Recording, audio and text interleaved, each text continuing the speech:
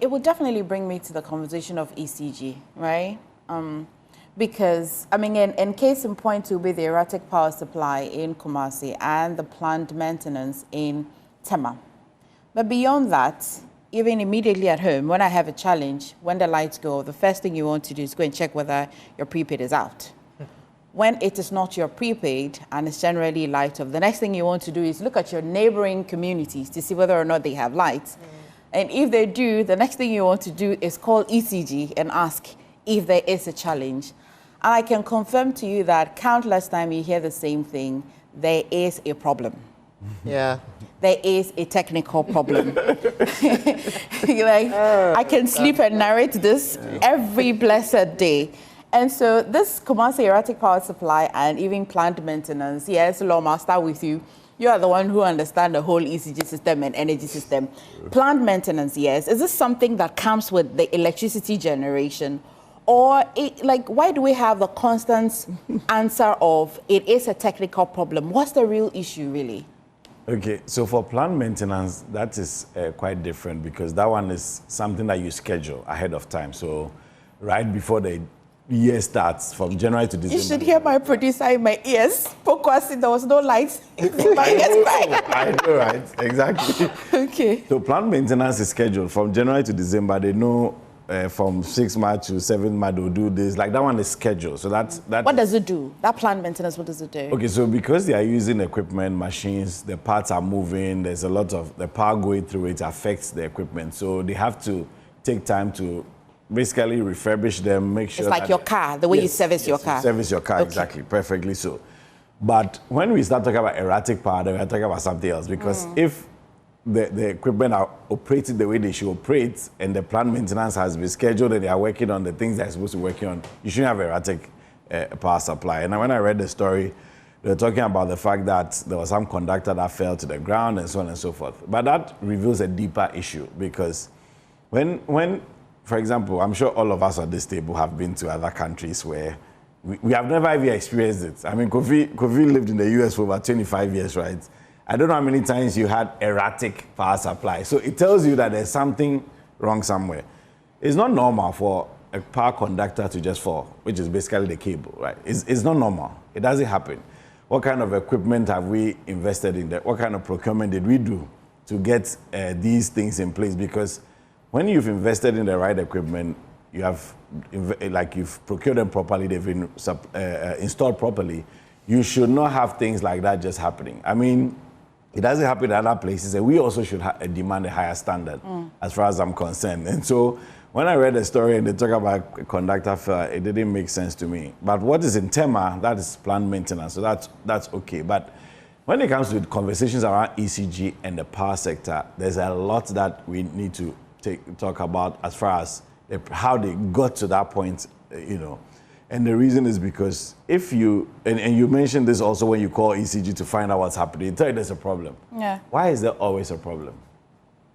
From the meters, we talked about meters the last time. We are now talking about the investigation into meters. We talked about, having factories in Ghana, importing some from outside, smart meters, not smart meters, and so on. It begs the question, how are we procuring the equipment? What kinds of practices have we put in place? What kind of measures have been put in place to make sure that we don't experience that? As we talked about the fact that in other what's the role of GridCo in all of this?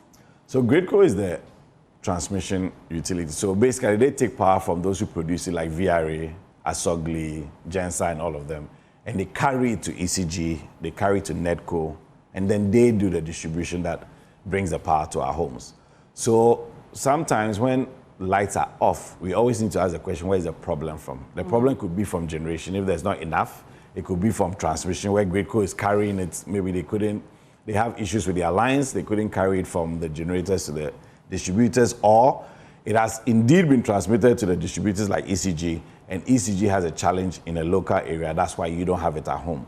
So when you call the ECG helpline and you report the case or your issue that you don't have lights, then they have to investigate whether it's just your area and so on and so forth. But typically, as I said, if it's something that is planned, there should be a statement before it happens. Also, why is it that when I call ECG all the time, it is as if I'm the one providing the information? There are no mechanisms to tell that there is erratic supply.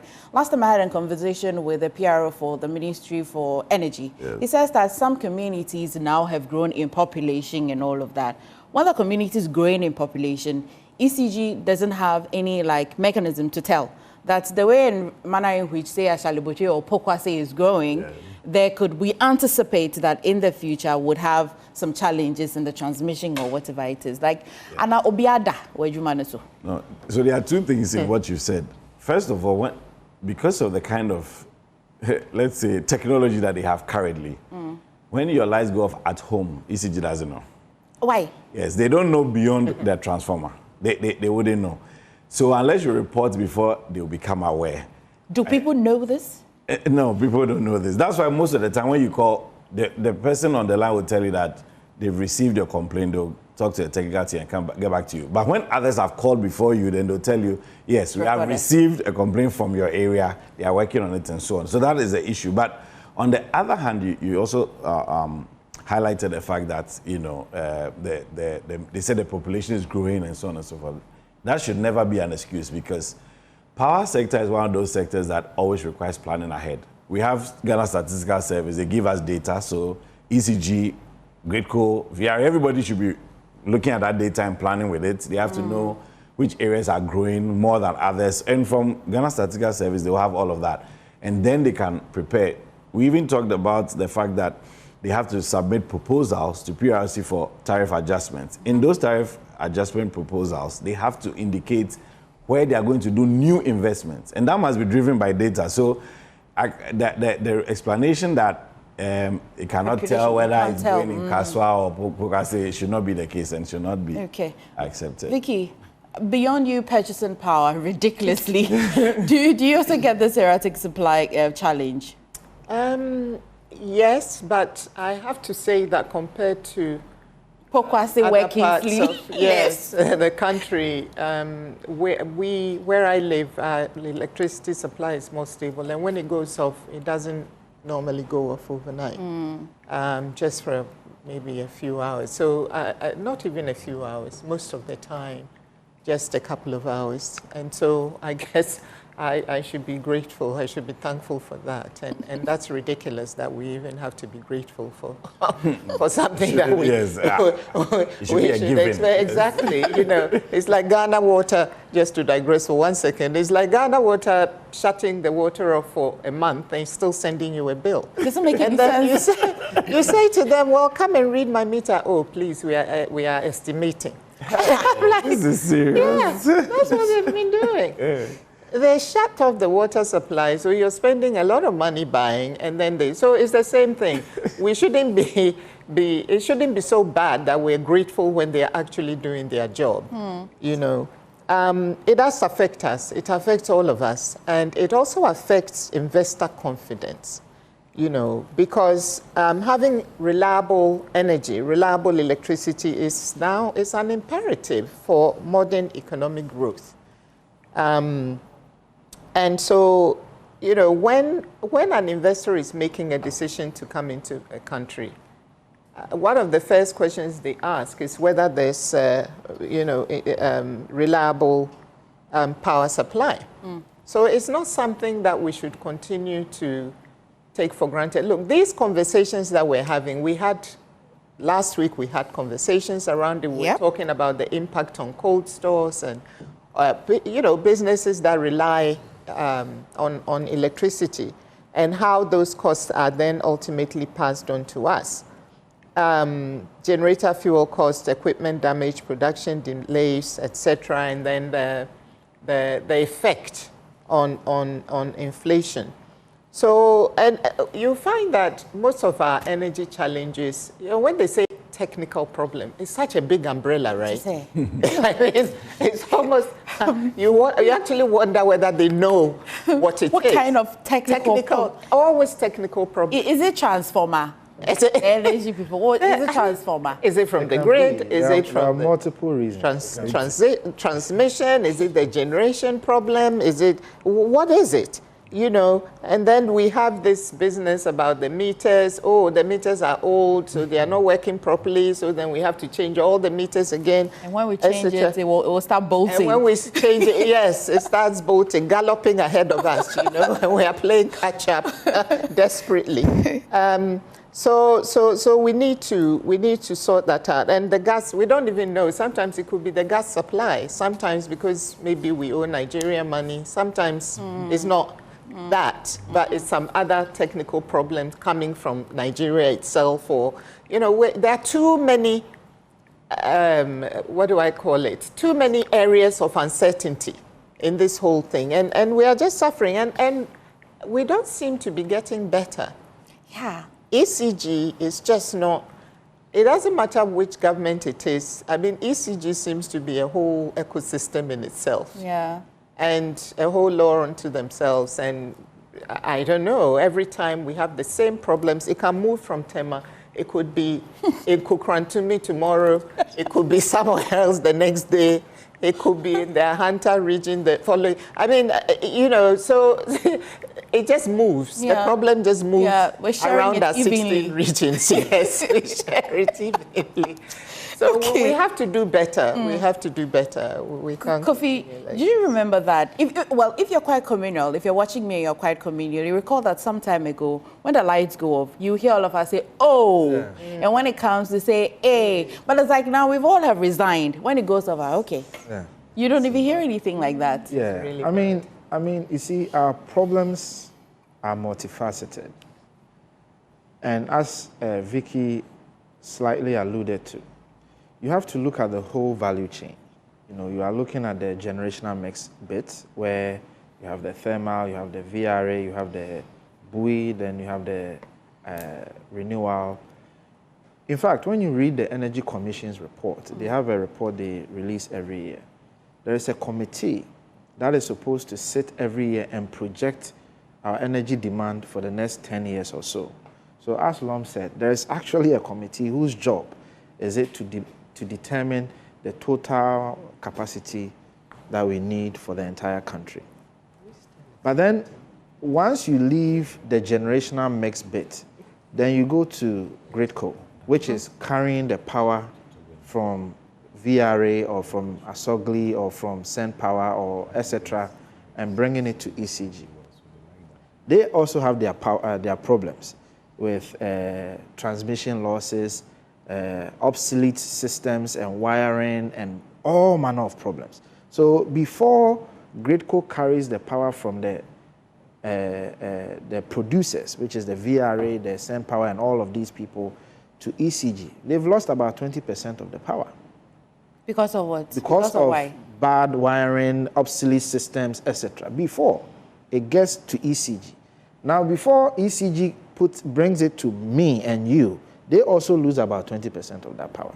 Do they not know? They know. But that is where the issue of procurement comes in. That's where the issue of, is it deliberate comes in, those questions. Because they know the problems, but somehow they can't seem to solve the problem. But I don't think ECG don't know how to solve the problem. I think it is more of, do we want to solve the problem? You know, in Ghana, there's one thing. But always, but we can't do it. I don't know if you've noticed that thing. We can, but we won't. We won't. Oh, well, the fact is... will we not? No, but that's because when the light goes off, we all are affected. The personal interest, the procurement. You see, the point is, but we have experts in Ghana. We have intelligent people. When you give it to us... And we do. But when we give it to us, the various interests culminate. And somehow, the problem rather exacerbates. Now, aside from the ECG, the GridCo, the VRA, and all of their problems, then you should have the other problems of zoning and planning. Guess what? I'll give you a typical example. Last 2 weeks, in Adenta where I stay, lights could go off for a whole day, and you don't know what happened. So through my research, and eventually they posted a write-up on their app as to what transpired, and they did a story in the newspapers. So apparently the demand for my area had increased astronomically. Through to Ashaliboche, through to Ogbojo. So then you probably thought, Hills, the new And guess what? residential area. Before I came to Adenta, I was at Lakeside. Then Lakeside was very stable. Then all of a sudden, lights off every day. It turns out the same demand problem. We didn't plan for it. So the size of the transformer they were using was simply insufficient compared to the number of people that suddenly moved to that area. So you cannot build a reliable power system when you are not in sync with the zoning people, with the assemblies, with the Ghana Statistical Service. We should ask ourselves, are they even meeting? Are they even engaging each other? Because the population boom and how people are moving to places. Look, a chief will just wake up and say that I have a land here and sell all the lands and people will build. And those people building, because it's a new area, nobody is paying property tax. But somehow they expect water to come there. They expect electricity to come there. But we haven't asked if Ghana Water has the capacity to. Ghana Electricity has the capacity. But who gave the permission for those areas to become residential areas in the first place? So the problem is multifaceted. We take, so you cannot, as much as you blame ECG, you have to blame the assemblies. You have to blame all of us as well to an extent, because sometimes the way we build, the way we do things, it is not, everything is not coming together. But if everything is not coming together, how do you plan? How do you stop these things? Because somebody will go and build 10, 20 kilometers from the main road. And somehow that person needs water. That person needs electricity. All of these things coming together will continue to put us in this problem. But at least the greater responsibility rests on ECG. They have to do better, in my opinion. I think when it comes to planning, they have to do better. I think when it comes to information sharing, they have to do better. But some of the issues are also beyond their control because, like Lom said, they just simply don't have the modern tools and technology. Look, if we have to revamp our entire ECG system, we are looking at about $10 billion. Oh, yeah, it's a lot of money if we have to revamp the entire system. But we can do better, in my opinion. We can do better in so many ways in making sure that we provide electricity. At least in Ghana, there is some hope. Yeah. At least now we've wired about 80% or 88% of the country that have access to electricity. Okay. Whether that electricity is constant and stable now becomes the question. But I think ultimately we'll get there. Unfortunately, I have to cross over shortly, but I'll just steal a bit of 30 seconds each before I go to Winston to talk about yesterday's International Women's Day. Belated to you, Vicky. And to you. Oh, yeah, actually, yeah, thank you.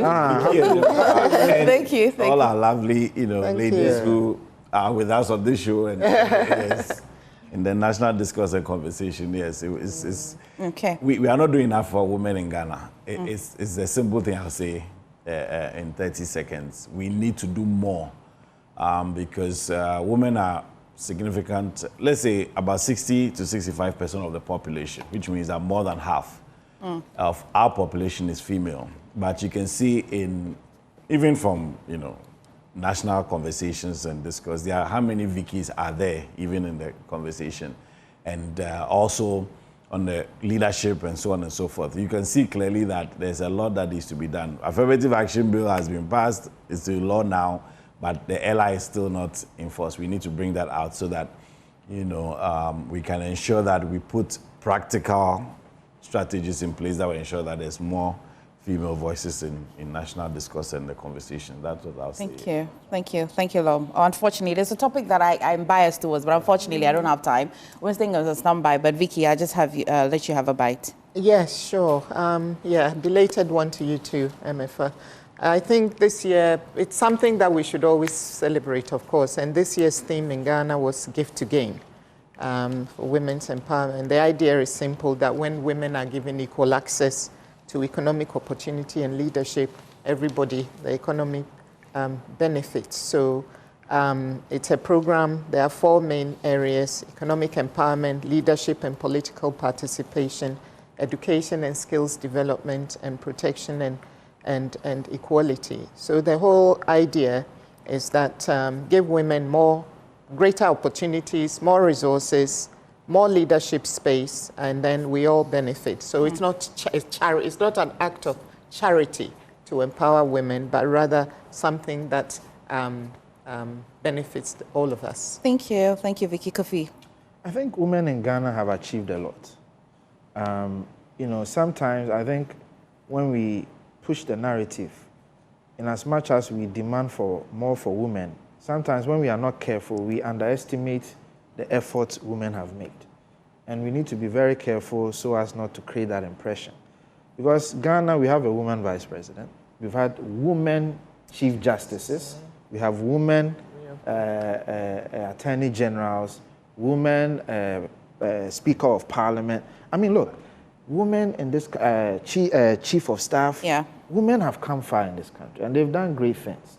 So whereas when we speak this narrative, let's also make sure that we talk about the great achievements of women in this nation. Lest we sort of undermine their contribution to this nation building.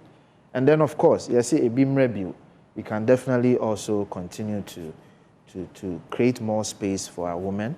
But let's emphasize more on the achievements women have made in this country. They've contributed a lot. Yeah, so right. We need to really highlight on that. I think it's about numbers, isn't it? True. I mean, yeah, So, obviously. yes. Vicky, thank you. Lom, thank you. Kofi, thank you so much. But if you've been wondering about Ghana's food sovereignty and how we can achieve that, well, Wednesday Ngamwa is up next to moderate that conversation, and you want to stay.